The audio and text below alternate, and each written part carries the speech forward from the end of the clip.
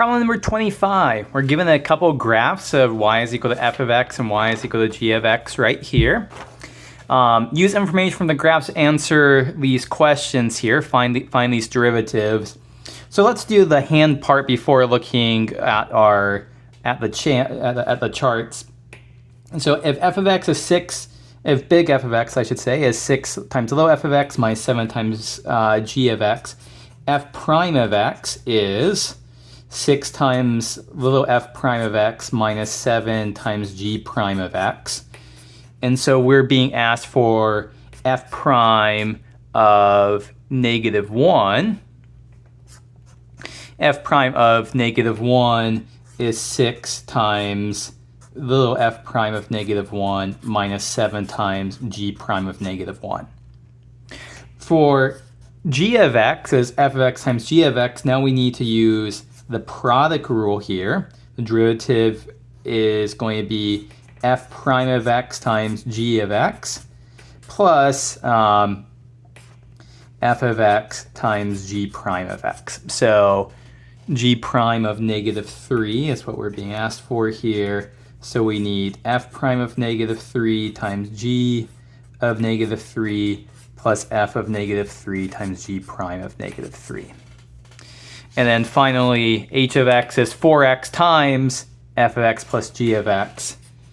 So h prime of x is equal to the 4x times the derivative of this, which is little f of x prime of x plus g prime of x, plus the derivative 4x is 4 times the original thing here, f of x plus g of x. And h prime of negative 3 is what we're being asked for here as well. So this is going to be 4 times negative 3. We already know that's going to be negative 12 times f prime of negative 3 plus g prime of negative 3 plus 4 times f of negative 3 plus g of negative 3. Okay, so at this point then, there's nothing more that needs to be done than just to, look at this chart that we haven't looked at in a while to figure out what's going on. So let's see, for f prime of negative 1, okay, I wrote here some derivatives that I pre-computed ahead of time. So this line to the left of 3 is a line with slope negative 6. So the derivative here, everywhere over here is negative 6. And to the right of 3, this line has slope 3. So the derivative over here is always positive 3. And over here, 3 and negative 6. You just kind of do that by finding a slope of the line. It should be a very straightforward thing to do. Okay, so 6 times f prime of negative 1. So this one here, no, wait, so I think, I forget which one's supposed to be which. Oh well, we'll say that this is f of x and we'll say this is g of x. So look, so if f prime of negative 1, okay, that's over here, so the derivative is going to be negative 6. Minus 7 times g prime of negative 1, that's over here, so the derivative is going to be 3. Done. For this one, g prime of negative 3, well, f prime of negative 3, that's on this side, so that would be negative 6. And g prime of negative 3 is over here, so that will be 3. And then we need g of negative 3 and f of negative 3.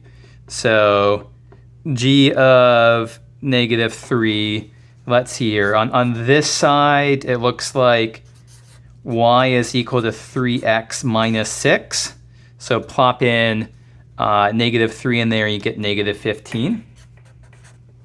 And over here, it looks like this equation is y is equal to negative 6x. Let's see.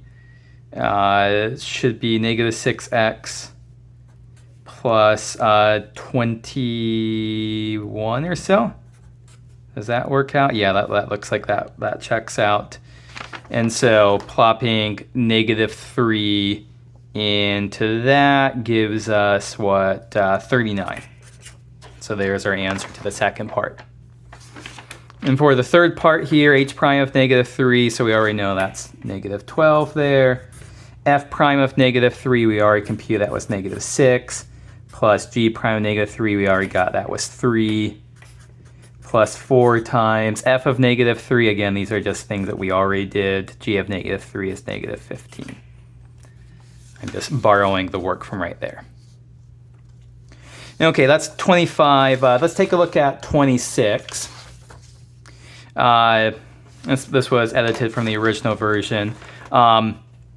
Okay, this is one of the problems that